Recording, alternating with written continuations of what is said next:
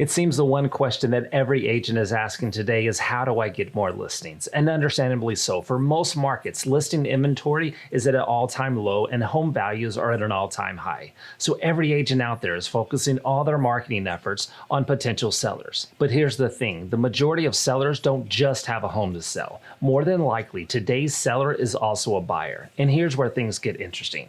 Remember, one of the key values as a real estate agent is to be a problem solver, someone who takes away those pain points. And let's face it, right now, getting a home sold isn't very painful. In most areas, sellers can pretty much name their price and timeline when it comes to selling their home. The problem, the pain, is what happens after they sell. It's the pressure of having to find that next home with inventory being so limited. The pain is on the buying side, not on the selling side of things. My wife and I are in this very situation. We want to move. We'd list our home tomorrow. The problem is, there's nothing to move to. There's almost no inventory, so we're sitting on the sidelines while we keep an eye out for our next home. But here's the problem. Agents aren't doing themselves any favors by feeding into this frenzy of low inventory.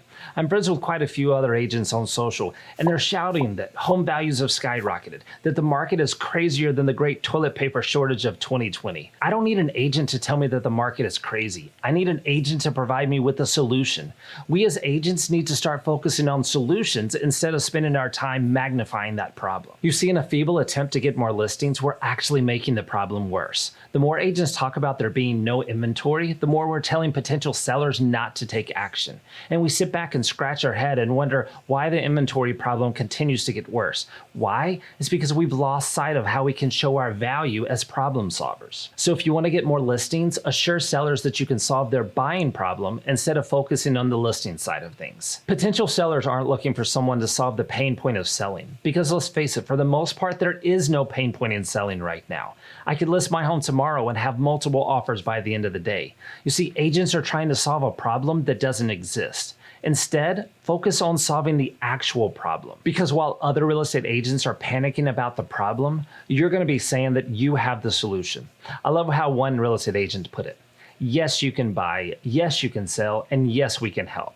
Notice how confident and powerful that message is. It's the exact opposite of what most other agents are saying. I'm sorry, but as a potential seller, I'm not interested in an agent who's going to commiserate with me and tell me how hard it is to buy right now. I want an agent that's going to be confident about giving me tangible solutions. So let's talk about tangibles, because giving people actual resources that helps them solve the buying problem is critical. And here's the good news. I'm going to make this super simple for you, because in the description below, I've gone ahead and created a how to buy in today's market ebook. Even better, it's unbranded, so you can literally grab it and use it on your site. I've even got a few different graphics that you could use. Just grab the color scheme that best matches your branding. All right, so let's talk about how to best leverage this tool. Sure, you can email this out to sellers sitting on the sidelines, but with a great resource like this, I suggest using this not only as a lead incubation, but also as a lead generation tool. That's right, by setting up a quick landing page, you can turn this resource into a lead capture.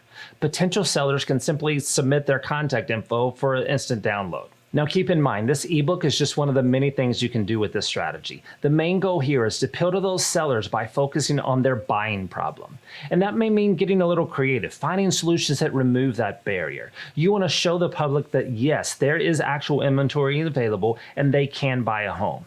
Things like showcasing real-time market stats, including available inventory, help send that message that there are actual homes for sale. Get creative. Again, you've got to be seen as the resource, as a problem solver. And that may mean providing them with creative solutions and other options. Communicate that you can bring to the table solutions that they don't even know exist. Things like promoting a sell now, move later program that allows them to go ahead and sell now and continue to live in the home while they shop for their next home.